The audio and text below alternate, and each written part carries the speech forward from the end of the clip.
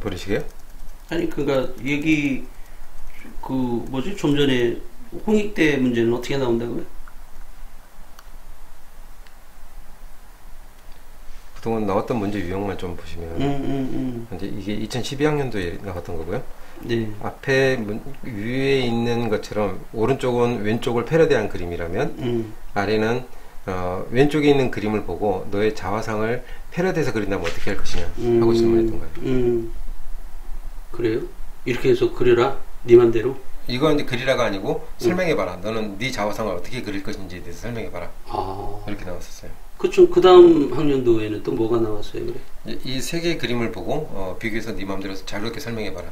자유롭게 설명을 해봐라? 네. 이 작품을. 어떻게 설명해야 되죠, 그걸? 되게 모호하잖아요. 네. 근데 미술에 좀 개념이 잡혀있는 아이들은 좀 쉽게 풀 수 있는 거죠. 아, 그래요?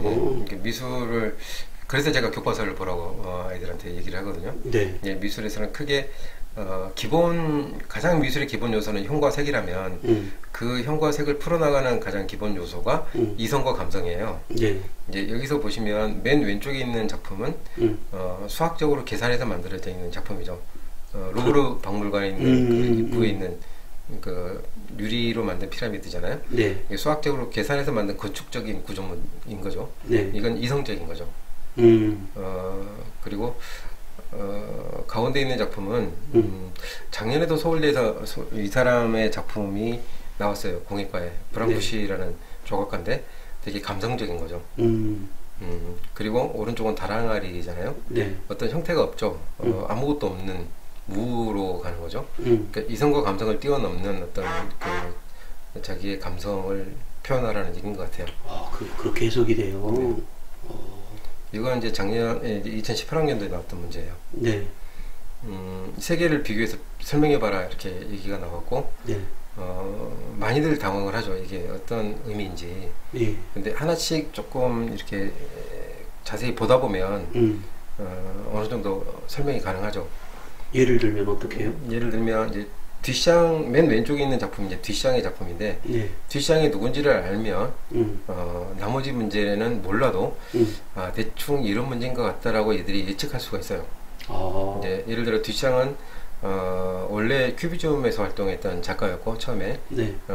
피카소와 함께 이제 큐비즘에서 잘 활동을 했고 그 다음에 미래주의를 넘어 뭐 초현실주의, 다다이즘 여러 그 예술 영역을 넘나들었던 작가거든요. 네네. 지금 왼쪽에 있는 뒷장의 작품은 아마 여러분들이 아시는 뒷장의 계단을 내려오는 나부라는 작품을 알 거예요. 그러니까 그런 당시에 미래주의 시대에 가장 관심이 있었던 것은 움직임이었던 거죠. 그러니까 움직임에 대한 잔상이 지금 사진으로 찍혀 있는 작품이죠. 네네네. 가운데 있는 작품은 프랭크 게리라는 건축학자예요. 아마 구겐하임 미술관을 보시면 여러분들 아실 거예요. 그걸 범선처럼 보이는 복잡한 괴기한 어떤 건축물을 많이 만들었던 건축가거든요. 맨 오른쪽은 이제 아마 아시겠죠. 그 뱅크시 작품이에요. 근데 여기서 이제 공통분모가 보이죠. 맨 왼쪽에 미래주의는 그림 속에서 작품들이 움직이고 있고요. 이들이 관심사는 예술이 움직이는 것도 있지만 사회가 움직이길 바랬어요. 그러니까 사회 자체가 바뀌기를 원했던 거죠. 그러니까 결국은 이 세 작품의 공통분모는 바로 그 변화예요. 사회가 바뀌길 바랬던 그 우리가 가지고 있는 고정관념이 깨지면서 새로운 어떤 세계를 보기를 바라는 작품들인 거죠. 공통부분은. 근데 저 뒷샹이라 저 무슨 작품 이름이 뭐라고요? 계단을 내려오는 뒷샹인 것 같아요. 작품 제목이라기보다는 원래 계단을 내려오는 나부라는 그림이 있어요. 이제 그 그림 소재가 됐던 거. 근데 왜 계단을 내려가요? 올라가지 않고? 그 내려가는 게 중요한 게 아니라 움직이고 있는 게 중요해요. 그런 거예요. 네, 움직이는 잔상. 그 당시에 그 에트웬 질마레라는 사진작가에 의해서 그 움직이는 잔상이 찍힌 이후에 움직임에 대한 관심이 굉장히 높아졌었어요. 그랬군요. 네.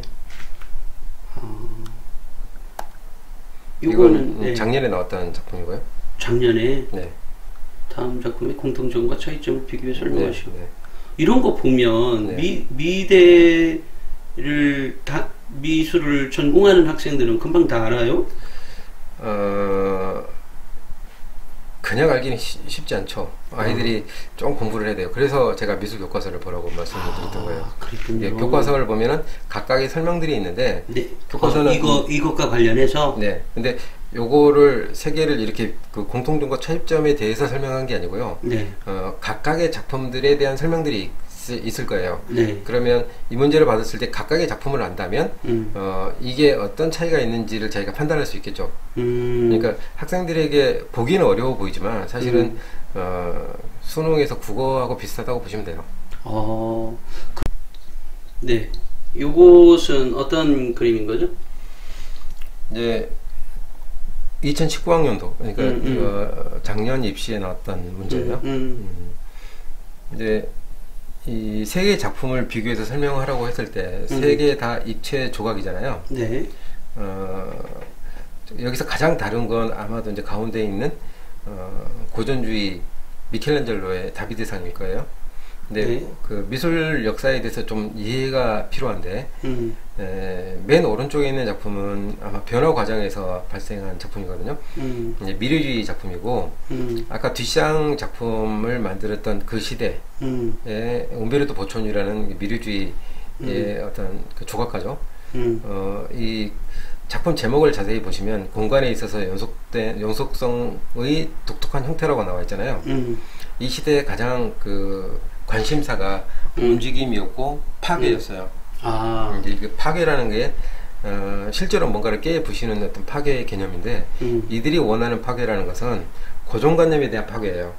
그러니까 내가 어떤 고정관념이 깨져야만이 새로운 세계를 볼 수 있다라고 생각했던 시대였죠. 네네. 그래서 지금 움베르토 보초니의 조각을 보면은 그 어떤 특정 인물이 앞으로 내딛는 어떤 그 네네. 움직이고 있는 형태를 가지고 있는데 부분 그 독특한 형태로 변화되고 있죠.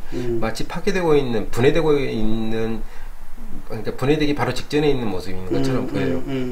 결국은 우리의 생각이 바뀌길 바랬던 거죠. 그러니까 가운데 있는 다비드 조각하고 가장 비교하기 좋은 게 둘 다 공통 부분은 발을 하나 앞으로 내밀고 있죠. 네. 비슷한 어떤 구조를 가지고 있죠. 근데 다비드는 많이 내밀고 있는 게 아니라 서 있기 위해서 그러니까 중심을 잡기 위한 균형을 잡기 위해서 발을 살짝 그 동작을 이렇게 바꿔서 하고 있는데 오른쪽에 있는 움베르토 보초니는 한 발을 앞으로 내딛었죠. 인류가 앞으로 나아가기 위해서는 고정관념이 깨지기를 바랬던 거예요. 움베르토 보초니는. 근데 가장 왼쪽에 있는 고노상이라는 그 분의 작품은 현재 활동하고 있는 그 젊은 작가예요. 현재. 근데 이번 작품의 특성은 사진을 이용한다는 거죠. 이제 사진 그 특정 대상을 다양한 각도에서 찍은 사진들을 출력해서 붙여서 만든 조각 작품이에요. 그러니까 그 가장 그 왼쪽에 있는 고노상 작품이 인상적인 건 뭐냐면 오늘날 현대인들의 어떤 시선을 설명하는 듯해요.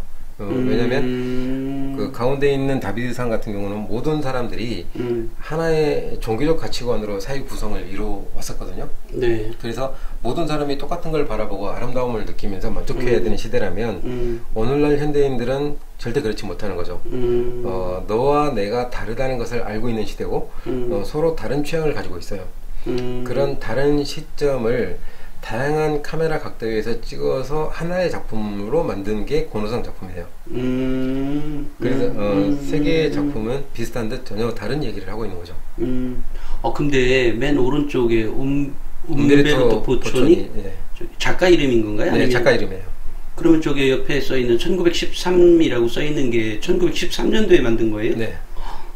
야, 1913년도에 저런 작품을 만들었다는 게 대단하다.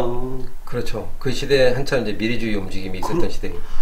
그래요. 우리는 일제 시대였던 거죠 그때. 그러네요. 네. 와, 알겠습니다. 설명 감사합니다. 네. 그 원장님, 그 좀 전에 네. 설명한 내용이 있잖아요. 네. 그런 내용은 일반적인 아이들이 다 해요? 그 정도는? 아마 잘 못할 거예요. 일반적인 아이들이. 왜냐면 잘 몰라요 아이들이. 제 말은 미대 준비를 하는 애들은 지금 원장님이 설명한 것처럼 설명할 수 있는 거예요? 제 아이들은 하더라고요. 그러니까 왜 이러냐 이게 이제 네. 그래서 아까 제가 계속 미술 교과서 보라고 그러잖아요. 네. 사실 교과서에 다 나와 있어요. 얘들이 교과서를 안 보니까 못해요. 아, 그 문제는 뭐 국어 교과서나 수학 교과서나 다 마찬가지네요. 근데 미술 교과서는 좀 편한 게 대부분 그림이고 그림에 대한 짤막짤막한 밑에 설명들이 있거든요. 네. 그래서 이제 아이들이 교과서를 좀 보면 예를 들어 권호상 작품 설명이 따로 나와 있고 다비드 작품 설명이 따로 나와 있을 거예요. 아이들이 자꾸 보다 보면은 이 문제를 받았을 때 서로 연결해서 생각할 수 있겠죠.